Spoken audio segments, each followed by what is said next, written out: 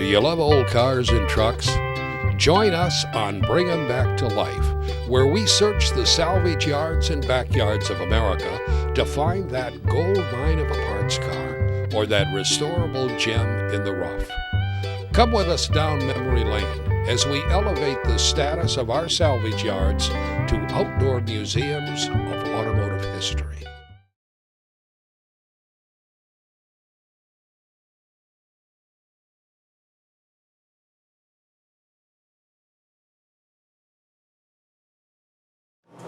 Woody's Hot Rods in the Tri-5 Nationals.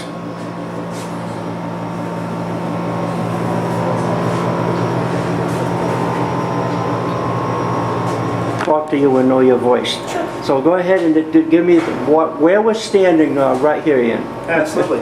Where we're standing right now is the epicenter, and this is the home base for Woody's Hot Rods, the American Tri-5 Association, and the Tri-5 Nationals.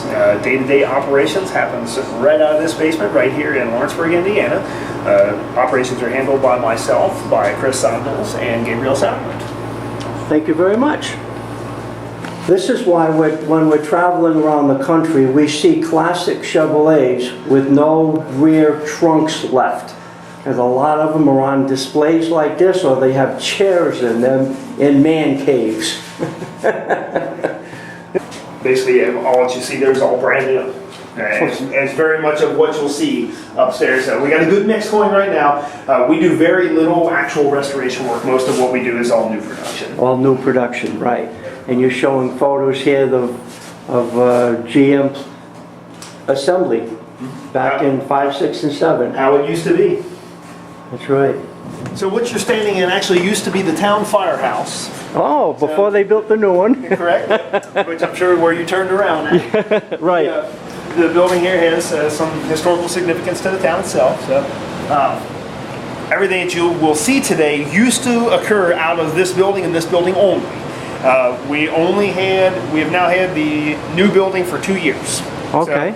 So, once you get to the production side and see what all happens over there, it's kind of an amazing feat that it all happened in such a small space. But as I said downstairs, we have a good mix of original and new cars that you'll see.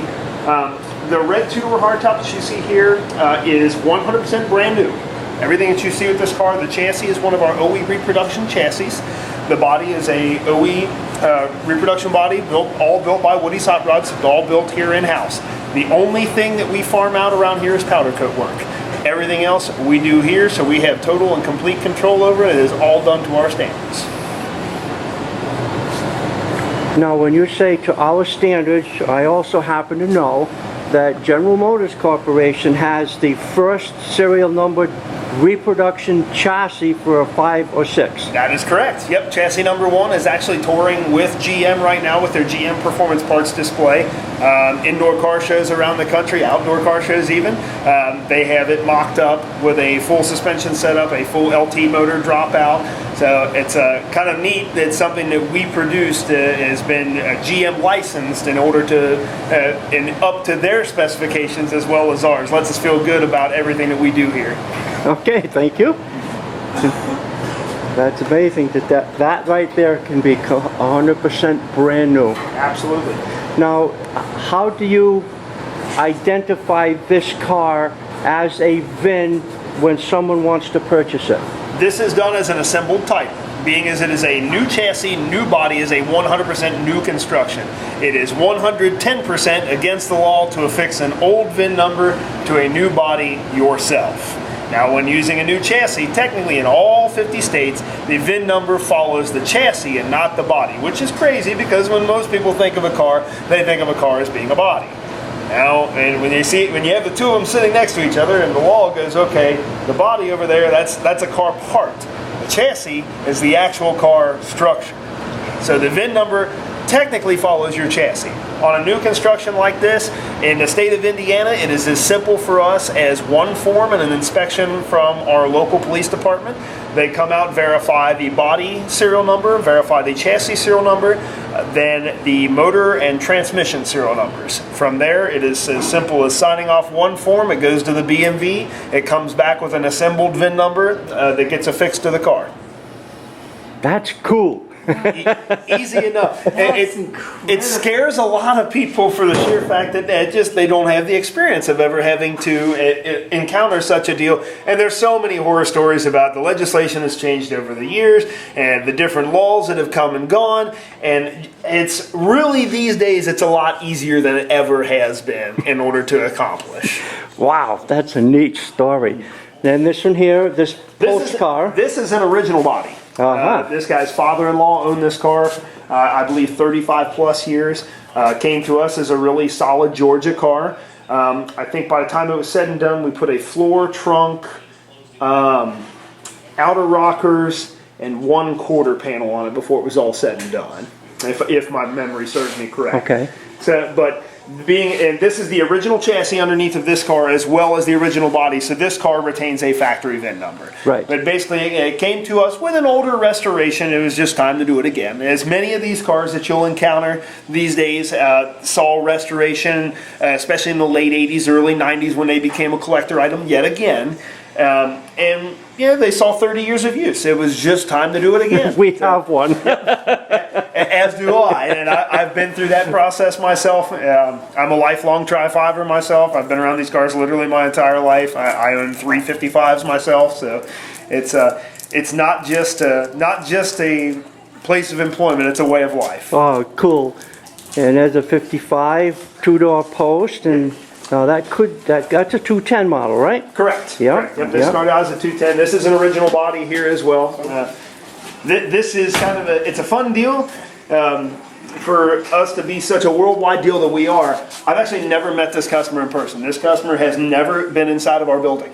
But it's a neat deal to work with somebody to make their dream happen. And, we spend countless hours on the phone. We exchange hundreds of pictures of different styles that they like and different styling cues and tips and tricks and all kinds of different points to make the car what it is without ever having to meet face to face. Wow. Lots of neat small details in this car that would go unnoticed by somebody who isn't a Tri-Five aficionado. We took the body line out of the fender, extended it into the door. Something that GM really should have done. It helps kind of accentuate the car, and it doesn't make it look so short and stubby. We took and rounded the hood corners and filled in the cowl section to match. That would have been nice. Yeah. So many of them are bent up. Exactly. It no longer hangs over the edges of the fenders when you open the hood up. Right. We grafted on 67 Chevelle hood bubbles. It has a full custom bracing underneath of the hood. Car has a 59 Impala dashboard in it. Oh. Which, as wild as it is, it really looks like it should have been there. It fit in there a heck of a lot better than you would think to start with. A little bit of trimming, and we welded on the factory ends for a 5 dashboard to meet the garnish molding, so everything meets up just in a factory way. Wow. Yeah. Now, that one is something that looks like that's going to be given away at the Tri-Five Nationals. Indeed it is. It has went through the mock-up process. We actually had the car kind of all together once already to check fit and finish of the interior, to check fit and finish of the body, the suspension, wheels, tires, the whole 9 yards. Then this is the fun step of the building. Everything comes back apart. As you can kind of see from far away, Brian's working on the convertible top at this point in time, getting everything set into place, getting everything fit up. Next stop from here will be the trim shop. We have a trim shop in Indianapolis that'll be putting our top on for you.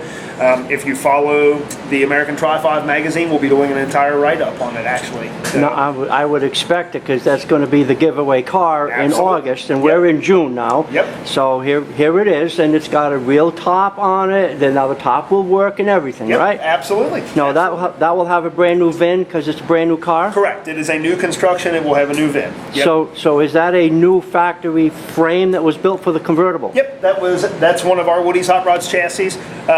What it is, when we do convertible type cars, it's as everybody knows, the original convertible cars had a big X-frame. Yes. And for bracing purposes. We have 2 ways to attack that. Now, when you do a 4-link or IRS chassis car, you wind up adding a forward cross member and a rearward shock cross member as well to help stiffen the chassis up. Plus, by the time that you've got a transmission cross member in the car, it's plenty stiff. And there's no need for the X anymore. Now, leaf spring cars are a different story. Leaf spring cars leave a lot of open space from that trans cross member all the way to the back. We have a tubular cross member that we designed years ago and is actually made for us by Rodtech Engineering. They bend all the tubing for us and send it down here. So basically we have a way to stiffen the chassis up. It's a lot more aesthetically pleasing. It makes it easier to mount the transmission, plus it makes it a heck of a lot nicer to run the exhaust. So we have modern solutions, modern problems require modern solutions, and here we are. That's what we've come up with. Oh, awesome. That car there with the IRS cradle the way it is, boy, that chassis is so stiff that there's no additional bracing required. Ah, that's cool. That's cool. Really a neat deal. And everything that you see here, we kind of use a mix match. A couple different suspension companies. We work really closely together with Rodtech and Heights both. Both have been really great to us over the years. What you see here consists of Rodtech Street Grip Kit. We added some tubular control arms at the customer's request, but this has a carbon composite leaf spring in the rear, has a dual recoil spring up front, Fox adjustable shocks, really their muscle bar, sway bar setup, really a nice deal. Nice step up for somebody who still wants a leaf spring car. Doesn't want to make too many concessions in the rear, too much modification. The average person can install one of these kits in an afternoon. It's that simple. Oh, cool, cool. In order for the test fit process of the top and the rest of the interior. Okay, so, right, we saw photos of it already in the magazine. So that was assembled for a photo shoot, and now it's the real build. This is the real build. Well, what you saw in the magazine, that was the first assembly. Generally, when we do anything, everything is all test fit. So that was essentially the mock-up stage is what you saw. Now, there's a lot more than just mocked up at this point in time. The full chassis is completely assembled. We actually toured with the whole entire chassis all of last year on the show circuit. Oh, okay. But from that point, we went ahead and put the motor and transmission in. We toured with it that way for a while. At this point, the car is completely plumbed, completely wired. Brakes, fuel, cooling system, everything is 100% mechanically ready to go on this car at this point. And which engine transmission does this car have? This is an Ed Reinke Chevrolet 502 crate engine, 4L80 4-speed automatic transmission. Again, it's coupled to Heights independent IRS rear suspension. So it's a true bolt-in deal. You can see in the back of this car here that there is absolutely zero modification required to the floor pan in order to run their IRS. They are the only ones that have a setup that is fully capable of such. I'll have to give you credit for producing this one. There you go. But, to answer your question, this car here, at the point that it would be fully turnkey, if we had a customer walk in the door and want this exact car built, would probably be somewhere between $170,000 and $180,000. So it's a heck of a deal for somebody to walk away with for just the cost of a registration for the show. So, but it's a culmination for everyone. It's a combination deal of everybody involved with this car. Obviously, Golden Star supplies us with the sheet metal. Ed Reinke Chevrolet provides us with the driveline. American Legends provides us with the wheels. Heights provides us with the suspension. Matson Radiator provides us with the radiator unit.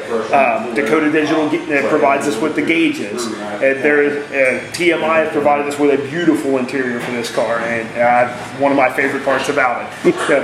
Dan Chuck provides us all of the trim pieces that are made for it. So everybody down the line, every single person that's involved, this is a huge promotional tool for them to be able to put their name out there, to show their products in use. It's a wonderful tool for everybody involved, and it's a wonderful promotional point to bring people together for, not only for the world's largest Tri-5 show, but to be able to have the possibility to go home with something like this. And what will the whole interior be? Will it be this red with white? It's a solid red. Actually, you can see it right behind you. This is the kind of okay, so solid red. Yep, it's all schematic of that, yep.